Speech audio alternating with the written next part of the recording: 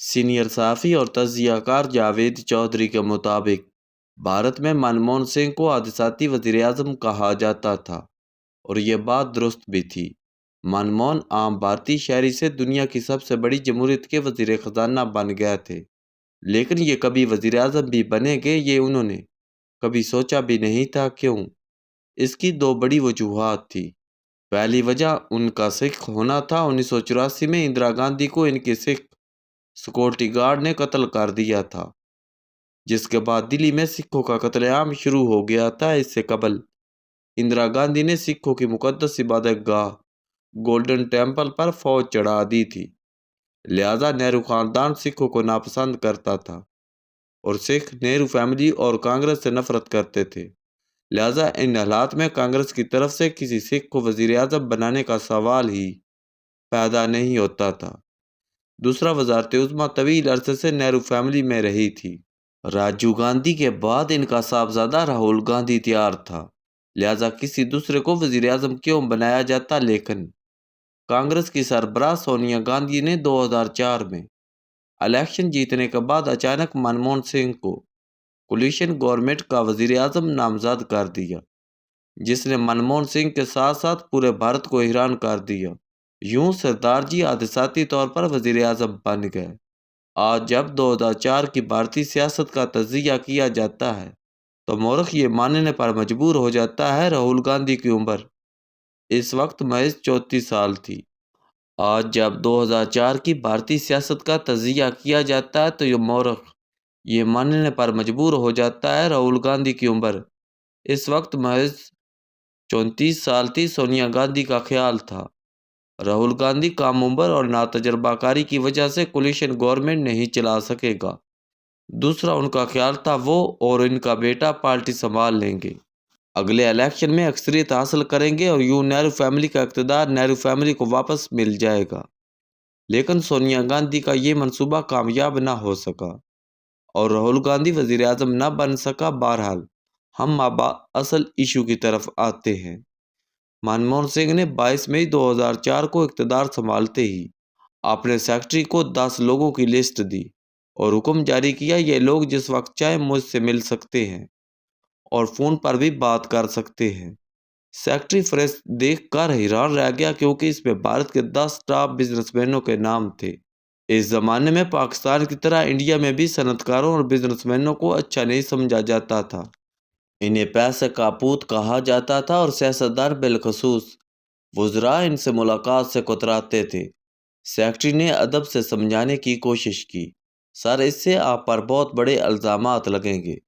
منموہن سنگھ یہ سن کر ہنسے اور پھر بولے، بھارت کو بھارت یہ بزنس مین بنا رہے ہیں، یہ ہمارے موسن ہیں، یہ اگر کام نہیں کریں گے تو آپ کو تنخواہ ملے گی اور نہ مجھے، اور نہ عام آدمی پیٹ بھر کر کھانا کھا سکے گا، لہذا بھارت کے وزیر اعظم کے دروازے اپنے موسنوں کے لیے ہمیشہ کھلے رہنے چاہیے۔ اس حکم کے بعد وزیر اعظم اگلے 10 سال 10 بڑے بزنس مینوں کے لیے ہمیشہ دستیاب رہے۔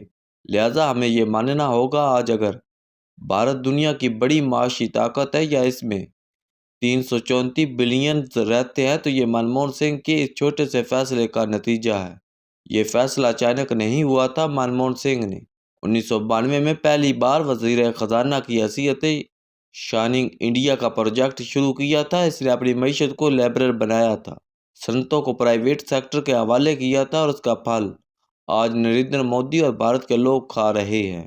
منموہن سنگھ حقیقتاً ایک ویژنری انسان تھے۔ چکوال کے قریب گاہ گاؤں میں پیدا ہوئے۔ 1947 میں بلوائیوں نے ان کے دادا کو قتل کر دیا۔ یہ اس وقت 15 سال کے لڑکے تھے۔ یہ واقعہ ان کے ذہن میں بیٹھ گیا اور پوری زندگی نکل نہیں سکا۔ ان کا خاندان بھارت نقل مکانی پر مجبور ہوا۔ شروع کی زندگی بہت کٹھن تھی، مگر خاندان محنت کرتا رہا۔ منموہن سنگھ نے پوری زندگی اسکالرشپ پر تعلیم حاصل کی، آکسفورڈ میں تعلیم حاصل کی، بین الاقوامی اداروں میں کام کیا۔ 1970 کی دہائی میں بھارت واپس آئے اور کامرس اینڈ انڈسٹری کی وزارت میں کام شروع کر دیا۔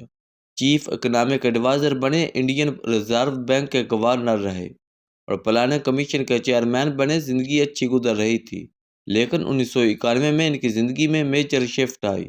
نرسمہا راؤ وزیر اعظم بن گئی۔ بھارت اس وقت شدید معاشی مسائل کا شکار تھا۔ اور وزیر اعظم کو ایک ایسا وزیر خزانہ چاہیے تھا جو آؤٹ آف باکس سوچ سکے، اور اس وقت پورے سسٹم میں منموہن سنگھ سے بہتر کوئی شخص دستیاب نہیں تھا۔ لہذا نرسمہا راؤ نے انہیں وزیر خزانہ بنا دیا۔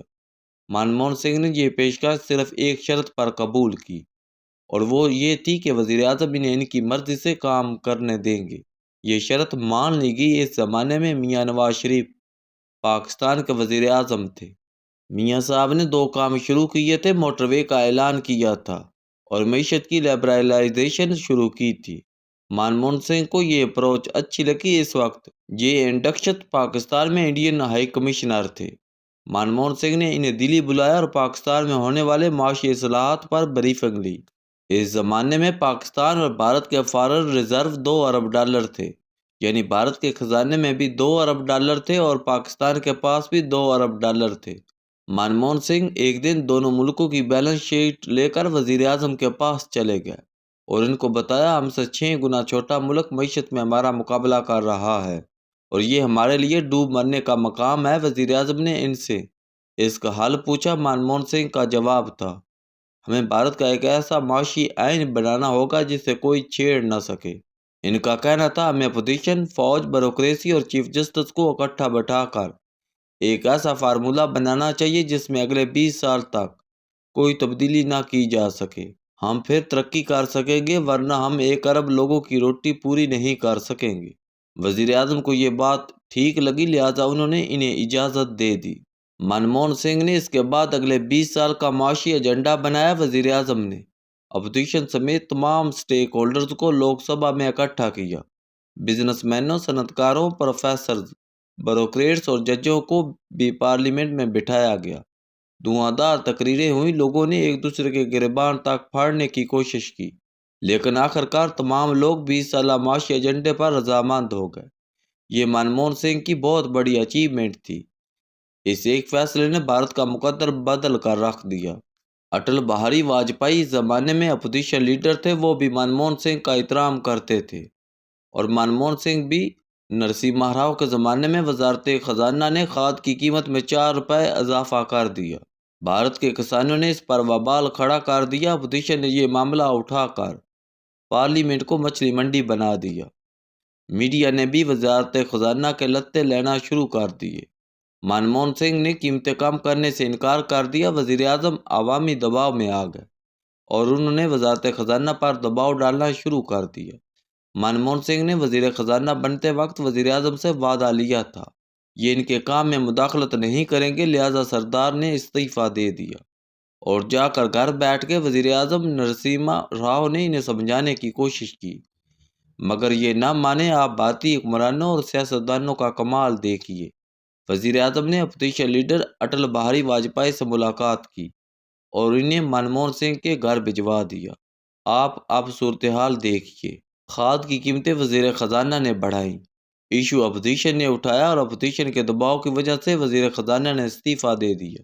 یہ اپوزیشن کی سیاسی کامیابی تھی اور واجپئی صاحب کو اس کا ڈول بجانا چاہیے، لیکن اس کے برعکس وزیر اعظم کی درخواست پر وزیر خزانہ ان کے گھر گئے اور انہیں استعفیٰ واپس لینے پر مجبور کرنے لگے۔ واجپئی اور منموہن سنگھ کے طویل ڈائیلاگ کے بعد یہ طے ہوا، وزیر خزانہ اضافے میں سے 2 روپے کم کر دیں گے۔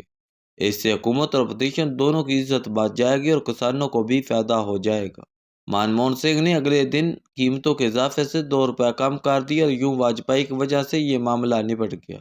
آپ نے یہ دونوں واقعات پڑھے۔ آپ اب دل پر ہاتھ رکھ کر جواب دیجیے، اگر پاکستان میں آج کی حکومت کو آج کی اپوزیشن کے ساتھ بیٹھ کر پاکستان کا 20 سال کا ایجنڈا طے کرنا پڑے تو کیا کریں گے؟ اور دوسرا سوال، اگر ہمارے وزیر خزانہ اورنگزیب مستعفی ہو رہے ہوں تو کیا میاں شہباز شریف کی درخواست پر عمر ایوب یا عمران خان ان کے گھر جا کر انہیں راضی کریں گے؟ آپ کا جواب یقیناً نہ ہوگا، اور ہم آج اس نہ کی وجہ سے عالمی دور میں پیچھے رہیں اور بھارت ہم سے بہت آگے ہے۔ اور آپ یقین کریں، ہم جب تک اپنے سسٹم میں منموہن سنگھ جیسے لوگ تلاش نہیں کریں گے اور واجپئی اور نرسمہا راؤ جیسے بڑے دل پیدا نہیں کریں گے، ہم اس وقت تک اس طرح در در بھیک مانگتے رہیں گے۔